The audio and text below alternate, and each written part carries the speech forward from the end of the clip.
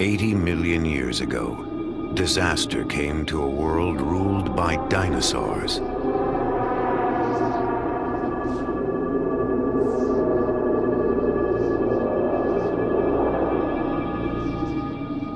It came in waves of sand and wind that buried every creature alive.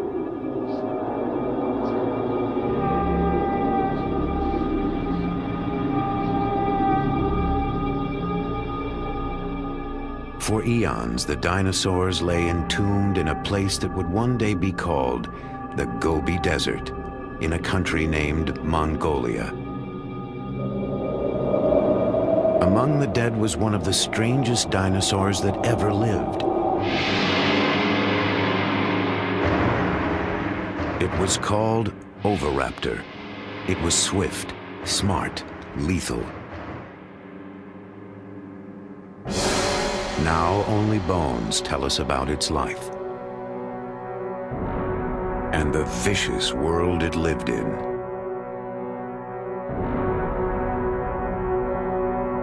The bones have given us a glimpse of those ancient times.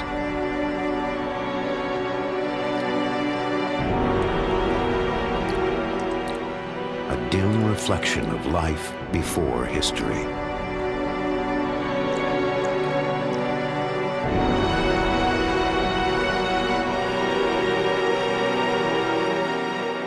But there is more to the story.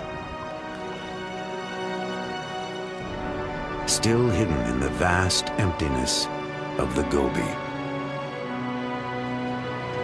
Now, an ambitious expedition is traveling to that distant desert to uncover the secrets of the Oviraptor's world.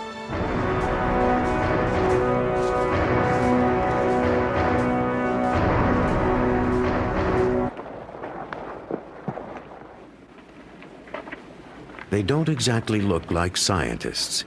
Often they're mistaken for each other. But Mike Novacek leads the expedition, along with colleague Mark Norell. They could be taken for surfers, but they're from the American Museum of Natural History. Scientists piecing together an ancient jigsaw puzzle of evolution and extinction. To me, it's so obviously important. I'm so emotionally bound up in this. I can't imagine why a knowledge of our history, of where we come from, isn't important to a human experience. Could you imagine what it would be like to live in the late 20th century and not know that extinction actually existed? There's also just a sense of discovery. I mean, every bone that we find tells us something about how the world was 80 million years ago, which is pretty neat. Just having a sense of history of what the planet was like and what the planet has gone through, I think just increases our appreciation for our own existence.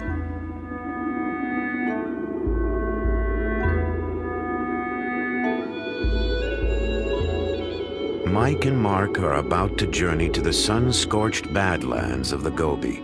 It's a desolate area, 500,000 dusty square miles of sand, scrub, and red rock cliffs.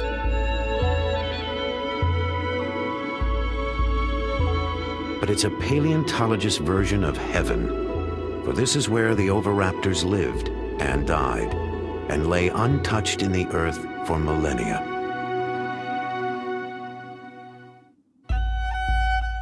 Then in 1922, one of the most famous scientific expeditions in history wound its way toward Mongolia's dinosaur graveyard. Its leader was a charismatic and controversial explorer named Roy Chapman Andrews. Like Mark and Mike, he came from the American Museum of Natural History. But Andrews was an incurable publicity hound and a scientific cowboy. Where his paleontologist used a camel hair brush, Andrews hacked away with a pickaxe. But he found one of the richest dinosaur boneyards in the world. He returned with a spectacular collection of fossils and a library of stunning film images.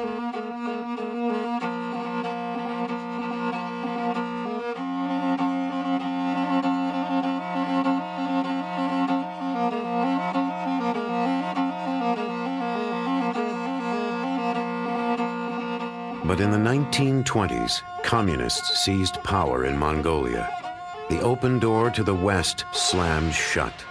For the next 65 years, the fabulous fossil fields of the Gobi were forbidden territory.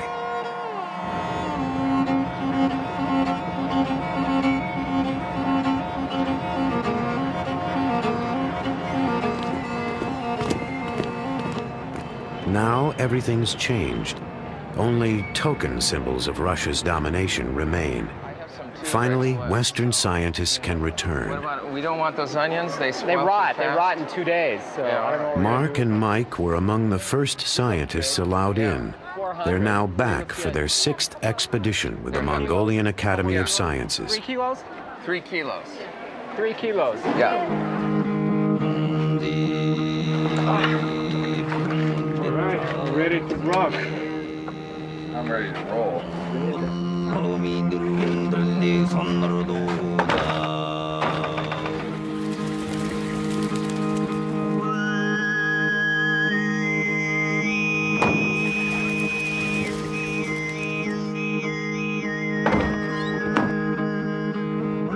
They have just enough supplies for a short month and a long way to go, retracing Andrew's footsteps on their way to one of the richest concentrations of fossils in the world, a place called Ukatolgad.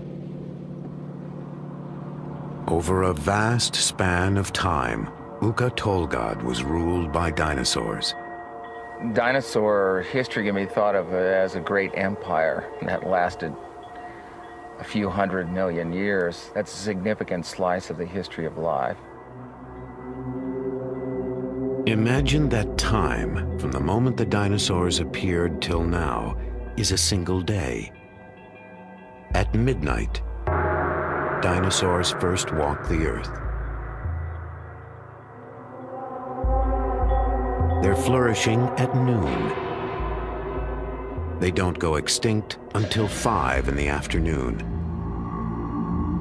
Time passes. The first modern man finally appears a minute and a half before midnight. All of our recorded history takes 3.5 seconds.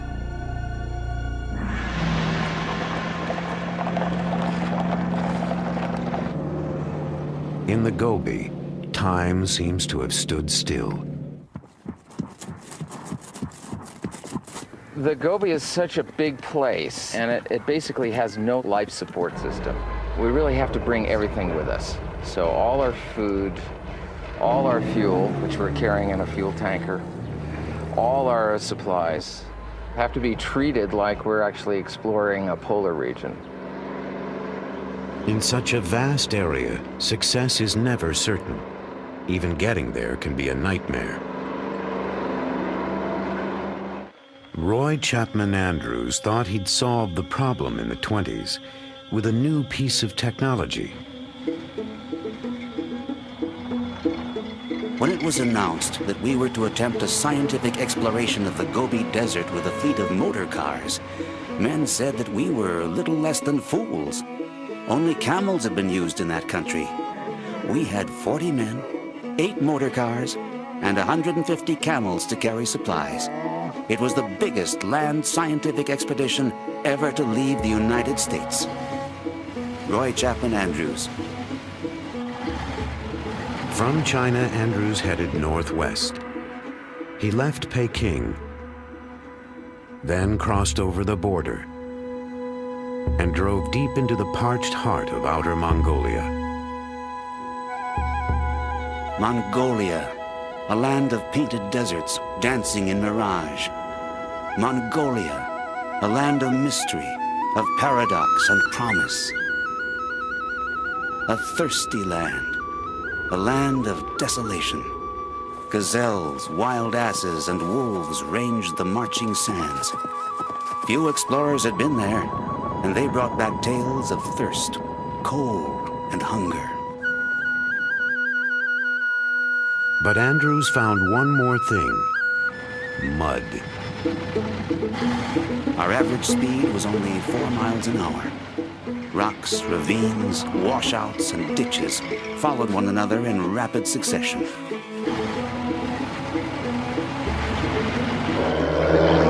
one might imagine that the roads have gotten better. They have not. And even modern Jeeps aren't built for a desert like the Gobi. We have an electrical problem, and we don't know what it is. It's not a very complicated wiring plan. A Russian Jeep. It's not like a Japanese or American car.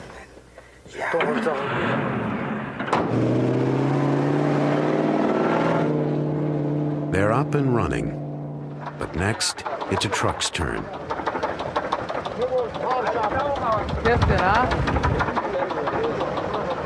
We think it's piston number 6. A critical breakdown could have severe consequences. End of the expedition is not the end of our lives. Maybe we'll make it. Oh, God. With the nearest gas station some 500 miles away and time already getting tight, things will have to go smoothly from now on.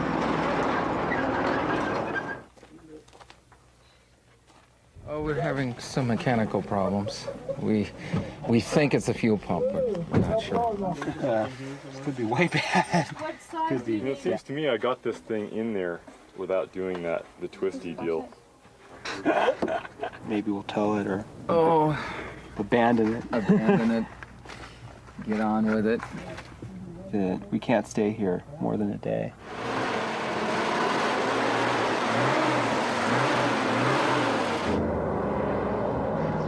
After more than 12 breakdowns, the vehicles all decide to run at the same time. As they enter the dusty dinosaur fields of the Gobi, they're traveling a long way, backwards in time.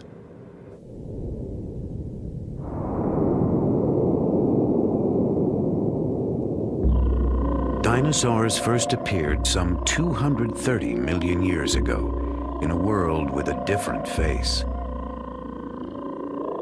The creatures were thriving 100 million years later as South America and Africa split apart. About 75 million years ago, in the late Cretaceous period, dinosaurs began to disappear, leaving only bones behind. Their bones were more motionless than the continents. Then in the 1920s, Roy Chapman Andrews came to a remote place in the Gobi Desert he would name the Flaming Cliffs.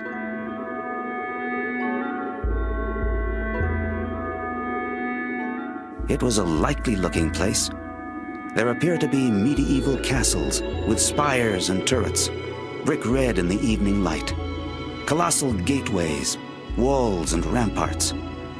A labyrinth of ravines and gorges studded with fossil bones make a paradise for the paleontologist. Without a doubt, there were hundreds of bones lying just beneath the surface. But where? If only my eyes could pierce that baffling surface and get a glimpse of what lay concealed. Within minutes, they were finding fossils. Andrews and his team had stumbled onto the mother lode of dinosaur bones. They discovered the remains of some 200 different animals, many of them completely new species. The fossils revealed a world that Andrews found alien and terrifying. Dinosaurs were the sort of creatures you might think of as inhabiting another planet, or the kind you dream of in a bad nightmare.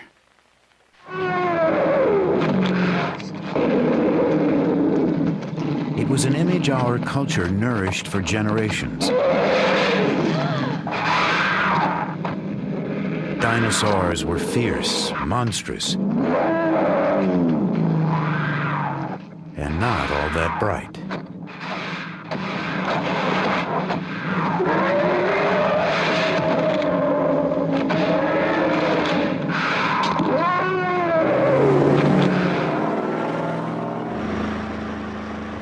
Many of the new ideas about dinosaurs are coming from the amazing boneyard called Ukatolgad. The team discovered the site 3 years ago, Now, to get to the dinosaurs, all they have to do is find it again. The maps in general are pretty lousy for the Gobi Desert. The towns on those maps are myths in many cases. We don't even pay any attention to any of the roads marked on those maps. They're completely wrong. Even a satellite tracking system doesn't always help. So the satellite may know where you are, but the road you need may be in a completely different direction. So the roads here are very confusing. There are no signs, and many of them lead nowhere. Mandalobo. Mandalobo is here. So we're gonna go like this. Yeah. We're a little off course. We're not really lost. We're just a bit off course. So we've got to go this away and that away.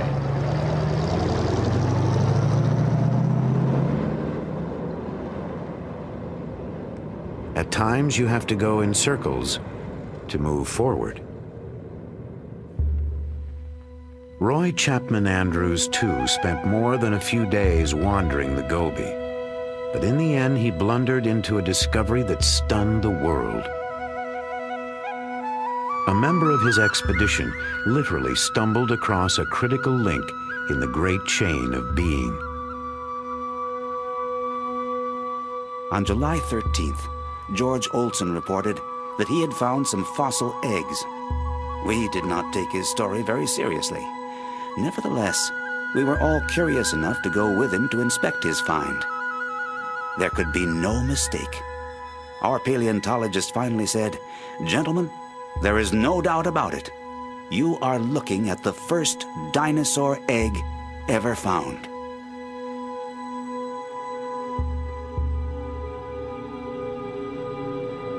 The discovery made Roy Chapman Andrews a national hero. But the eggs were not alone. Lying above the nest was a bizarre skeleton, a bird-like dinosaur unknown to man. It had apparently been caught in the act of murder, stealing the eggs. So it was forever cursed with the name Oviraptor, Latin for egg thief. It would be years before we discovered the strange truth about the animal called Oviraptor.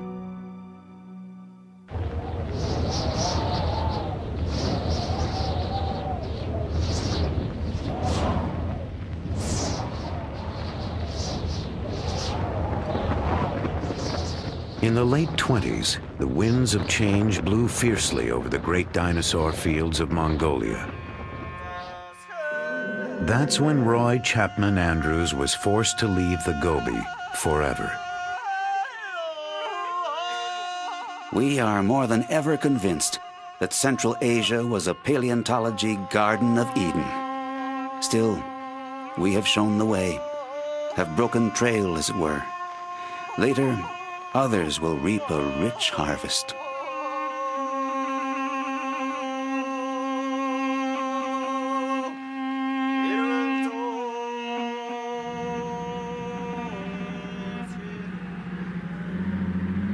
Decades later, Mark and Mike are hoping to find the treasures that Andrews left untouched in the sand.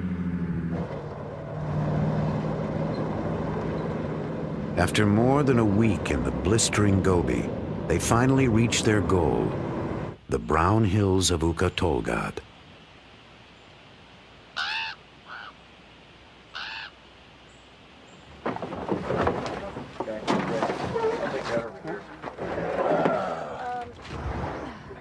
With all the delays, they've only got 2 weeks to work. This is the place where they've pinned all their hopes. With luck, a year of shifting sands has exposed more bones. But even here, there are no guarantees. It is possible to fail in the Gobi. It's a huge area, a huge tract of land. There are lots of rocks, but they don't all contain fossils. You can drive to what looks like the most tantalizing set of badlands you can possibly imagine and not find one scrap of bone. It's a treasure hunt in a way, and it is sort of like finding a needle in a haystack.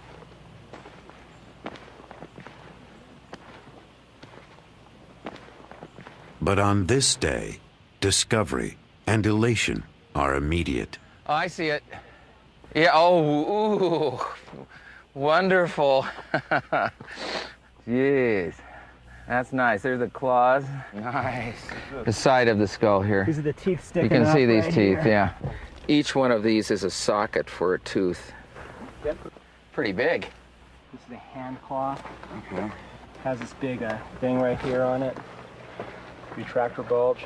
And it's a hand of an oviraptor. Got medium. They've hit the jackpot.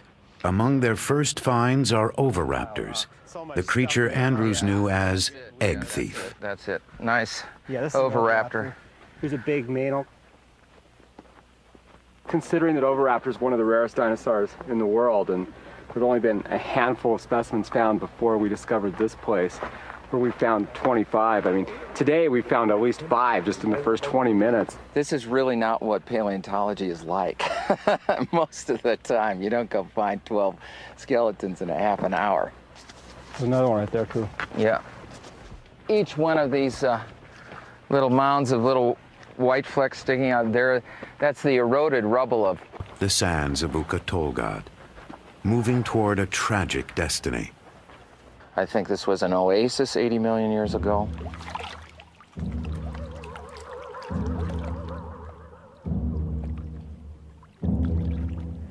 There are huge numbers of dinosaurs and other vertebrates congregating around maybe some water.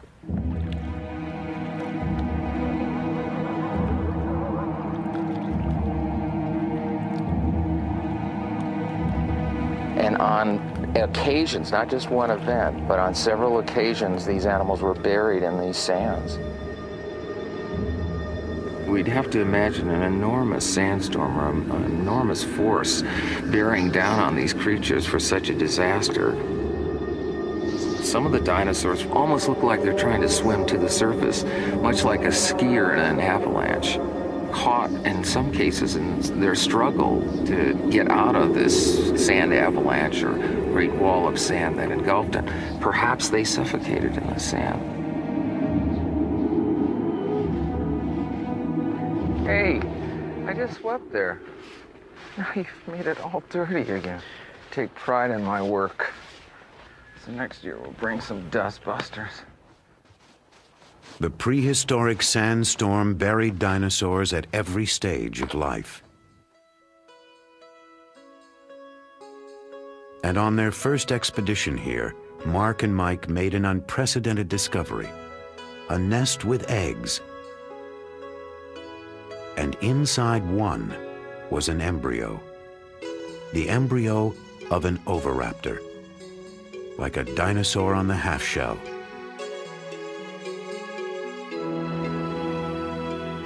Here was the vicious carnivore, the egg thief, just a tiny baby about to hatch.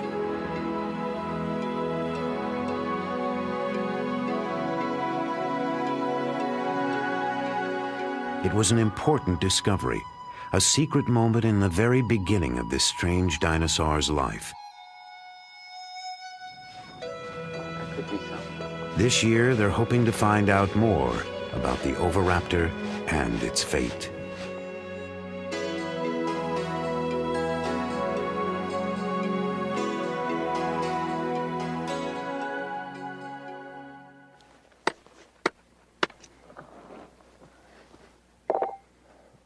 There's growing excitement on the far side of the ridge.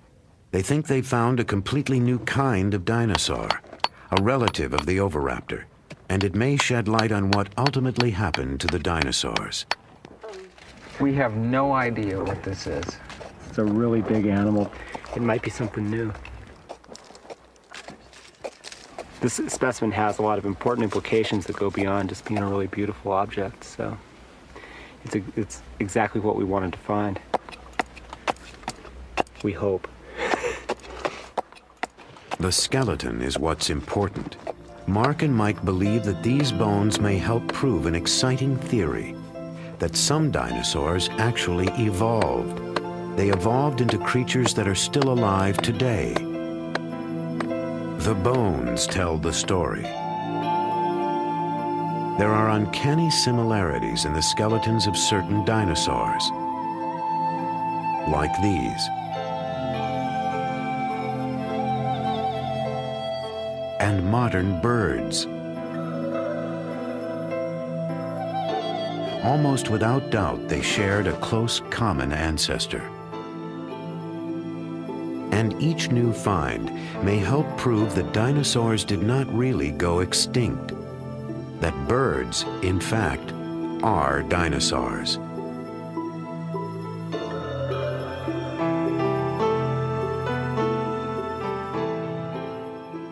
Dinosaurs need to be thought of as incredibly successful animals that exist with us today. We just call them birds. Our skies are filled with dinosaurs.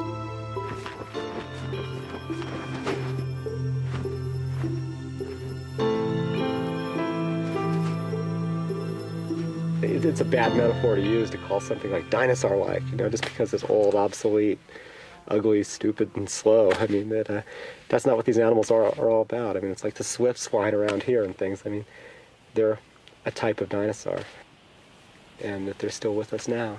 And the closest relative to birds is these small carnivorous dinosaurs that we've collected in these red rocks.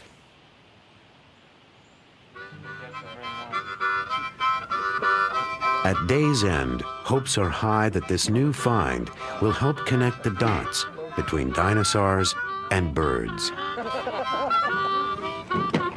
The feeling of anticipation is palpable, if not always exactly in key.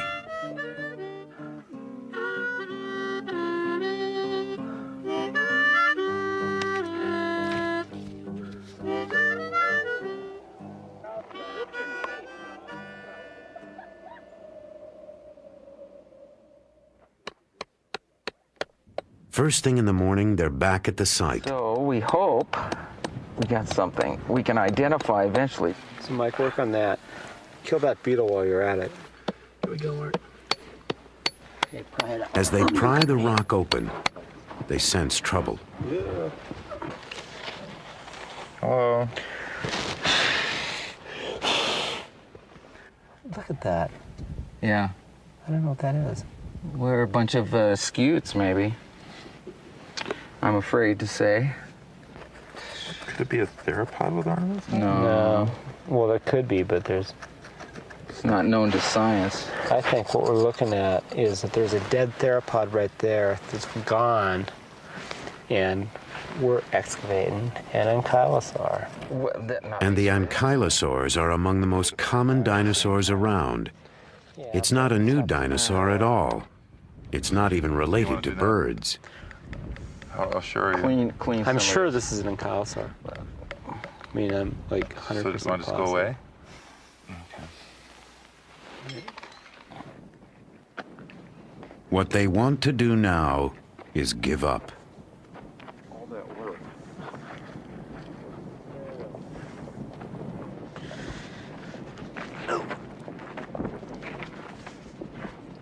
Today, the dinosaur hunters have tracked down approximately zilch. Well, you win a few and you lose a few. It's just... I don't feel too good right now. I'm tired. They've spent 2 fruitless days working in the blistering heat.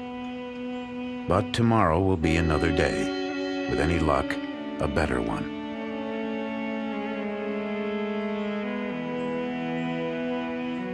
Instead, nature decides to add insult to injury.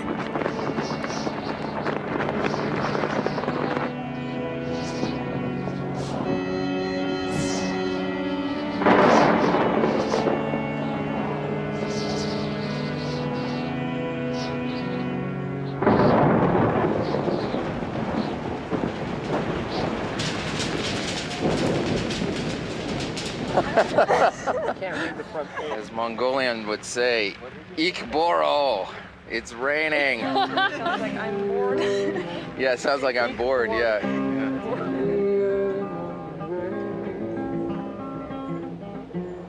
With $1 in my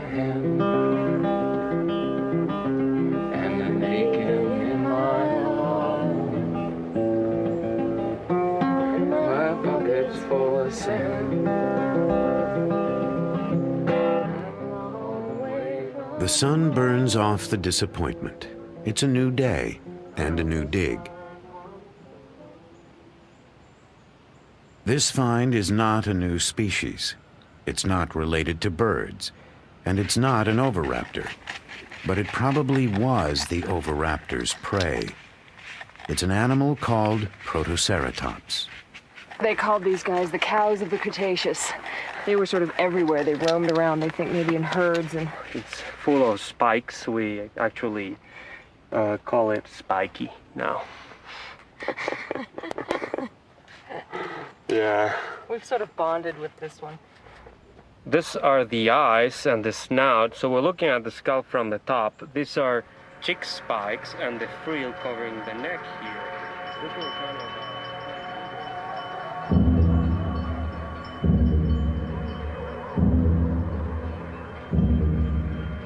Protoceratops was a bizarre dinosaur, a hog-sized animal with a beak like a parrot's, a strict vegetarian that grazed the ancient Gobi.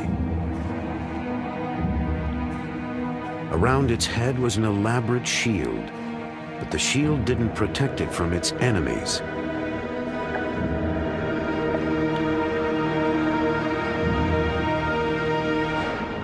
Enemies like the oviraptor.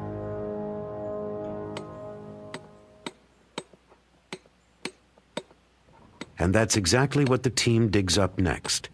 Oviraptors, a pair of them, lying so close together they seem to describe an ancient romance.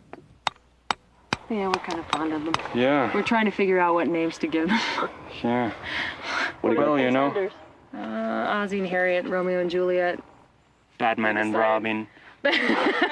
Well, we have a hypothesis they were holding hands. They were sort of reaching for each other across the miles. The star-crossed oviraptors are given the permanent nicknames of Romeo and Juliet. So we have one hand just down here. This is the other one. Krista now is gluing another hand. And this is, of course, the neck coming up and the head and the hip bone. And over here, we have a claw. It's a long, hard process to excavate the past, but they've done it before. Over the last few years, they've uncovered a world of almost preposterous beings.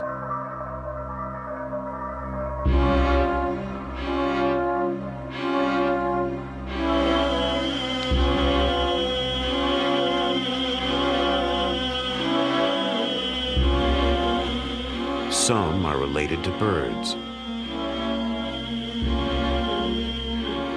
Others are even related to us. Our tiny ancestors, mammals that lived alongside the oviraptors. Most of these mammals were small, like early mice and shrews. But these insignificant creatures gradually evolved into all the mammals of our world. The cats, the aardvarks, the whales, and even human beings.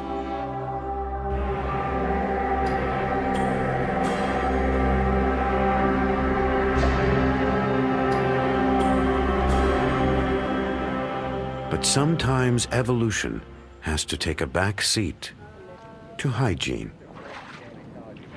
We don't have much water here, so it's kind of hard to keep things clean. I thought I packed more shorts. For some reason, I messed up. I've got these on delicate. Yeah, personal grooming is a passion of the camp here.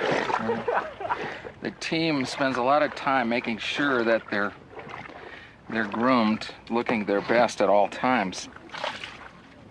Because you never know, there may be some formal affairs in a nearby village that you might need to attend.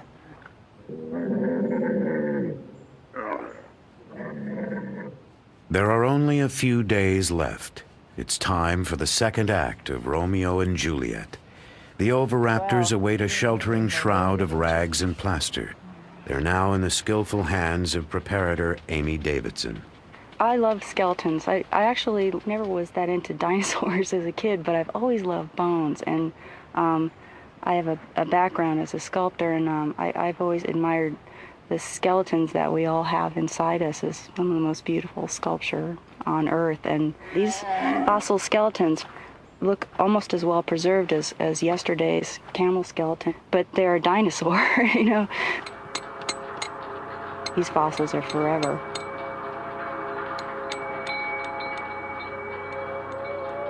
It almost lasted forever. For 80 million years, Romeo and Juliet lay together, reaching toward each other in death.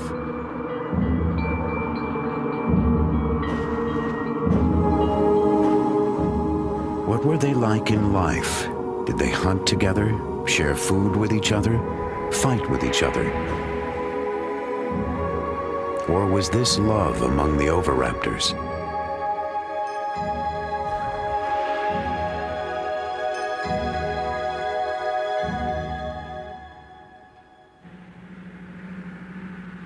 Scientists may never know for certain if the bird-like oviraptors fell in love.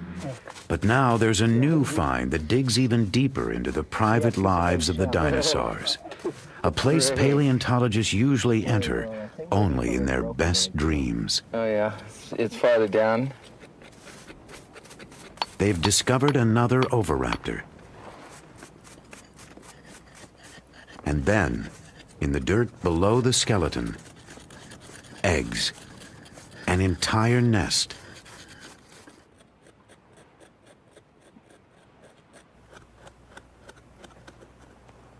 How many eggs now revealed?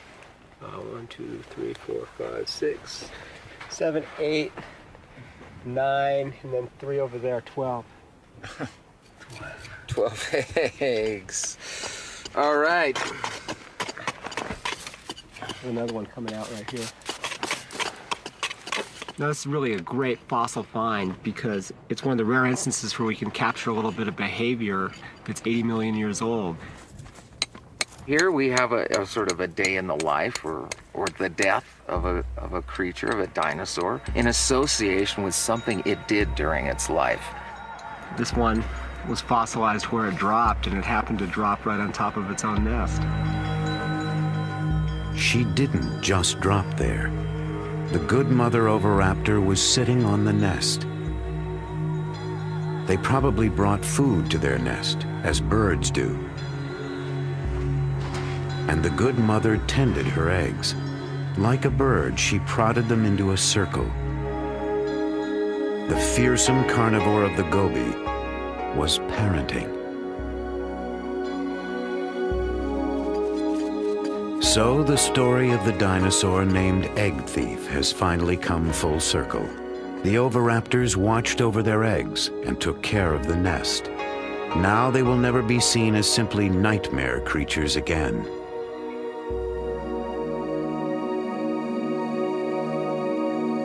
The dig has been everything the team could hope for. But to see what they've really got, they have to get all the fossils safely out of the ground, and then take them on a trip exactly halfway round the world. Sheathed in plaster, Romeo and Juliet are now heavy, but dangerously delicate, like Rice Krispies wrapped in concrete. No, you went that way. Okay, go that way. Sorry, I thought you meant push back. Perfect.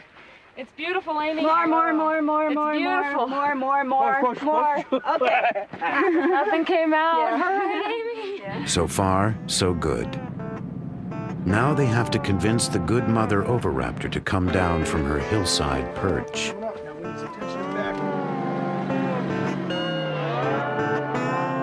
It's like moving a grand piano off a cliff.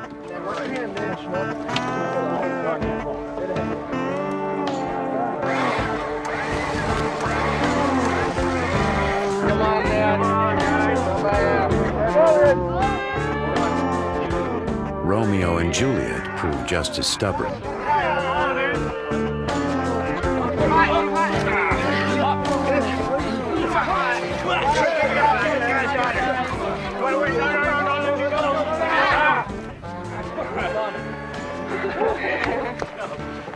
I'm happy. Just drive slowly, please.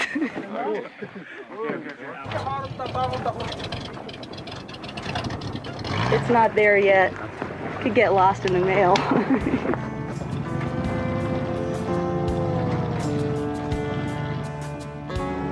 They do get lost in the mail. The good mother oviraptor and Romeo and Juliet are trucked east. And then they disappear, lost somewhere in China.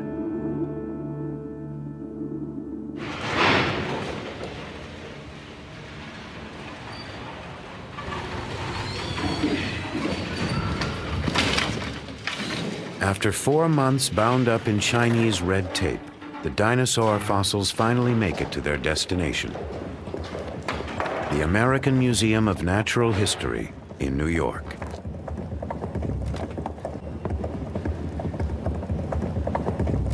The first arrival is Juliet.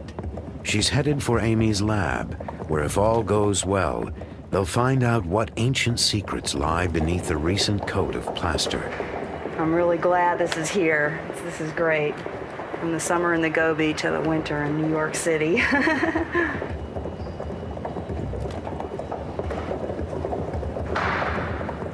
Juliet is now a seasoned world traveler.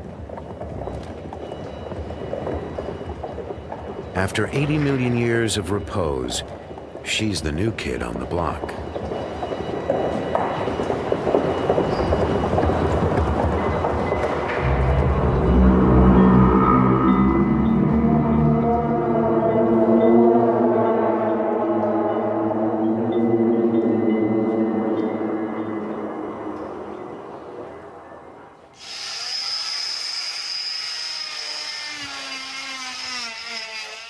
There's a lot of questions at this point.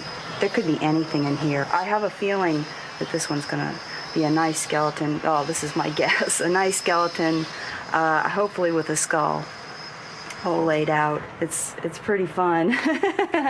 And it's all mine.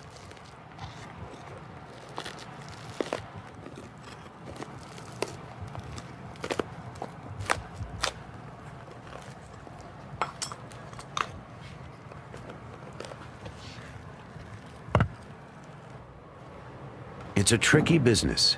Millimeters make all the difference. Yeah, this is good. I'm really glad I didn't saw through a bone in the process. It's weird. It's just opening this little window into this world I was living last summer.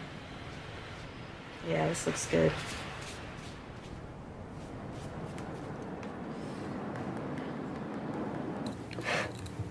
After all this work, they still don't know if Juliet is an important specimen, whether her skeleton is perfect or a total ruin.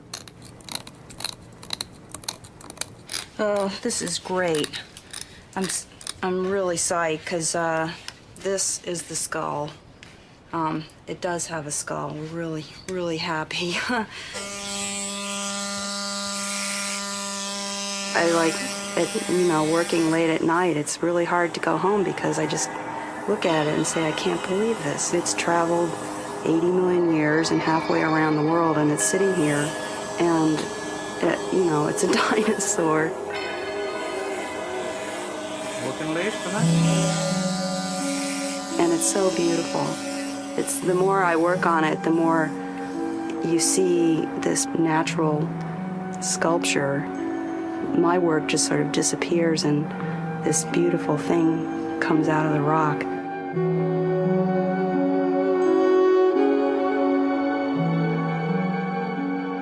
The process takes weeks.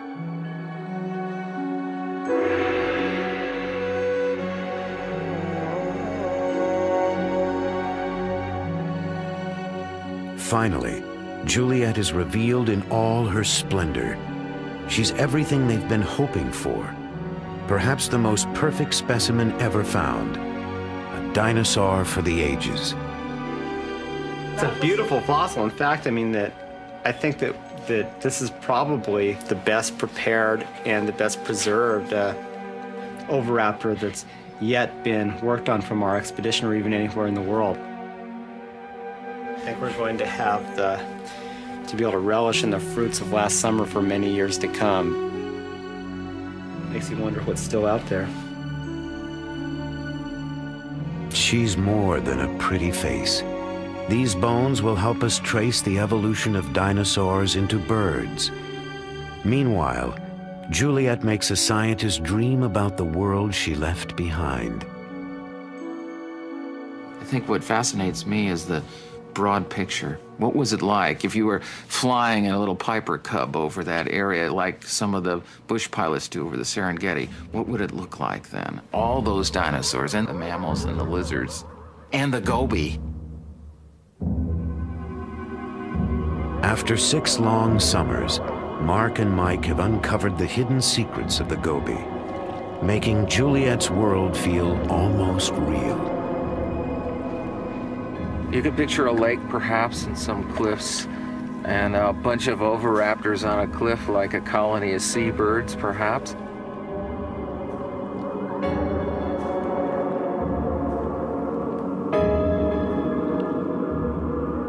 And a bunch of these tank-like ankylosaurs lumbering around near the pond.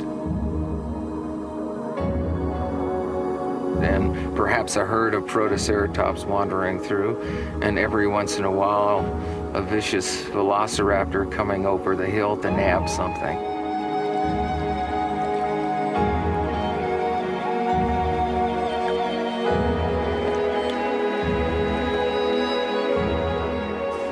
And we can imagine the oviraptors, Romeo and Juliet hunting together, and the good mother minding her eggs.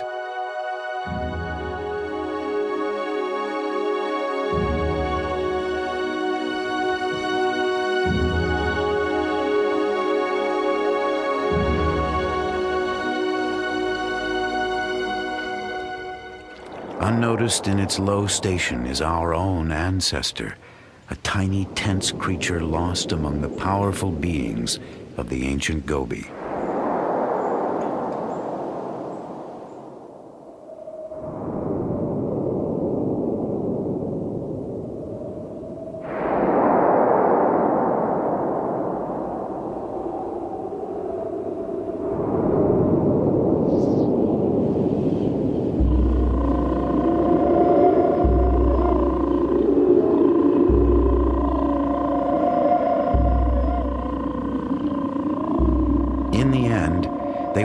Disappear from the face of the earth, along with most of the creatures of their world.